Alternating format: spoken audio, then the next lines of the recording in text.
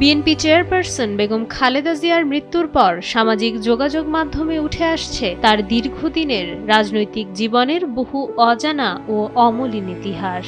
সম্প্রতি বিএনপির আইসিটি বিষয়ক সম্পাদক একেএম ওয়াহিদুজ্জামান একটি ছবি শেয়ার করেছেন, যা দেশের রাজনীতির এক বিরল দৃষ্টান্ত।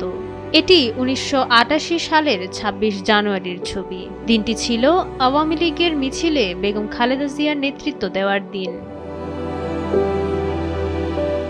১৯৮৮ সালের ২৪ জানুয়ারি চট্টগ্রামের লালদীঘি ময়দানে শেখ হাসিনার জনসভায় যাওয়ার পথে পুলিশের গুলিতে প্রাণ হারান অনেক মানুষ।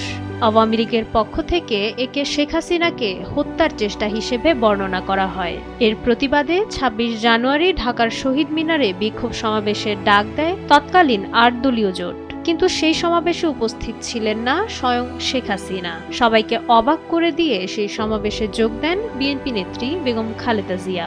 তিনি কেবল প্রতিবাদই জানাননি, বরং স্বৈরাচারী এরশাদ সরকারের পুলিশের গুলির প্রতিবাদে আয়োজিত সেই বিক্ষোভ মিছিলের সামনে থেকে নেতৃত্ব দেন। দলমত নির্বিশেষে গণতন্ত্র রক্ষায় তার এই আমৃত্যু আপসহীন সংগ্রাম আজও ইতিহাসের পাতায় ভাস্বর। যে সংসদ প্রাঙ্গণে তিনি প্রাণ ফিরিয়েছিলেন, সেখানেই নিথর দেহে শেষবারের মতো ফিরলেন এই মহীয়সী নারী। মাইশা মালিহা, সময়ের আলো।